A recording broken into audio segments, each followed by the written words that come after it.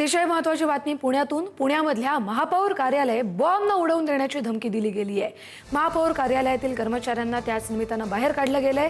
हा धमकीचा मेल कोणी केलेला आहे, कुणी ही धमकी दिली आहे हे अजून समोर आलेलं नाहीये, परंतु महापौर कार्यालय बॉम्बनं उडवून देण्याची धमकी दिल्यानंतर सगळीकडेच मोठी धावपळ झाली। सगळ्याच कार्यकर्त्यांना बाहेर काढलं गेलंय। महापौर कार्यालयातील सगळ्या कर्मचाऱ्यांना बाहेर काढलं गेले। पुण्यातील महापौर कार्यालय बॉम्बनं उडवून देण्याची धमकी दिली गेली। पोलीस आता थोड्याच वेळात घटनास्थळी पोहोचतील अशी देखील माहिती मिळते। महापौर कार्यालयातील कर्मचाऱ्यांना बाहेर काढलं गेले कारण महापौर कार्यालय बॉम्बनं उडवून देण्याची धमकी दिली गेली आहे। अधिकचे अपडेट घेऊया आपले प्रतिनिधी बालाजी पोद्दार यांच्याकडून। बालाजी, नेमकं काय घडलं, किती वाजता हा धमकीचा मेल आला किंवा कशी ही धमकी दिली गेली आणि पोलीस घटनास्थळी पोहोचलेत का? पुढचा काही तपास सुरू झालाय का?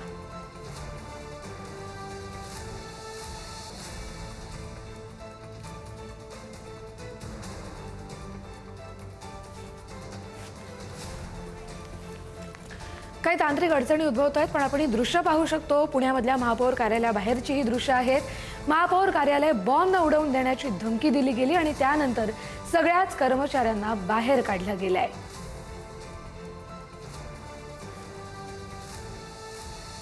पुण्यामधलं महापौर कार्यालय बॉम्बनं उडवून देण्याची धमकी दिली गेली आणि हे बॉम्बनं कार्यालय उडवून देण्याची धमकी दिल्यानंतर सगळ्याच कर्मचाऱ्यांना तातडीनं बाहेर काढलं गेलंय।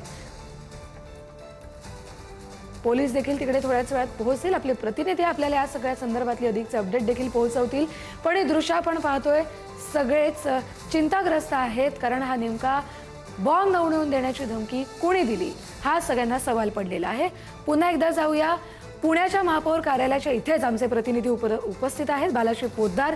बालाजी, नेमकं काय घडलंय, कुणी हा मेल पाठवला किंवा कशा पद्धतीने धमकी दिली गेली, त्यानंतर पोलीस पोहोचलेत का, पुढची काही प्रक्रिया?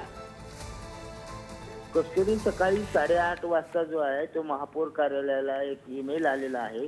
नॅशनल खलिस्तानवादी संघटना या संघटनेकडून 3 ठिकाणी हा मेल गेल्याची माहिती मिळते आणि आता पुणे महानगरपालिकेचे जे कार्यालय ते सगळं कार्यालय खाली करण्यात आलेलं आहे। बीडीसी पथक जे आहे, बॉम्ब शोधक पथक, ते सुद्धा पुणे महानगरपालिकेच्या कार्यालयामध्ये दाखल झालेलं आहे आणि पुणे पोलीस सुद्धा या ठिकाणी उपस्थित आहेत। सगळे अधिकारी जे आहेत ते सुद्धा उपस्थित असल्याचं पाहायला मिळते। मात्र कर्मचाऱ्यांना हा मेल आल्यानंतर जो आहे ते कार्यालय खाली करण्यास सांगण्यात आले, त्यामुळे कर्मचाऱ्यांची मोठी गर्दी जी आहे ती रस्त्यावरती आपल्याला सगळीकडे पाहायला मिळते।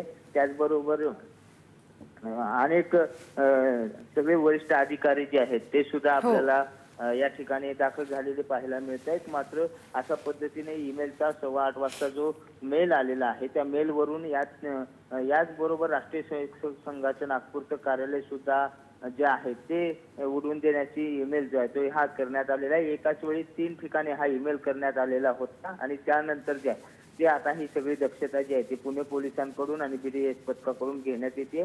आता सगळी यंत्रणा जी आहे ती या ठिकाणी कामाला लागलेली आहे आणि हा बॉम्ब शोधण्याचा जो प्रयत्न आहे तो करण्यात येतोय। खरंच काही आहे का किंवा ही अफवा आहे का, या सगळ्याचा तपास जो आहे तो आता पुणे पोलिसांकडून करण्यात येतोय। मात्र या सगळ्यामुळे जी आहे ती एक भीती निर्माण झाल्याचं आपल्याला आता पुण्यात पाहायला मिळते। कस्तुरी, बरं बालाजी, धन्यवाद दिलेल्या माहितीसाठी। आता पोलीस यंत्रणा सतर्क झाली आहे, तपास सुरू करण्यात आला आहे। पण हा जो धमकीचा मेल आला, कार्यालय बॉम्बनं उडवून देण्याची धमकी दिली गेली, त्यानंतर सगळ्याच कर्मचाऱ्यांना महापौर कार्यालयाच्या बाहेर काढलं गेलेलं आहे। खबरदारी म्हणून या सगळ्या कर्मचाऱ्यांना या कार्यालयाच्या बाहेर नेलं गेलंय। धन्यवाद बालाजी, तुम्ही दिलेल्या सविस्तर अपडेटसाठी।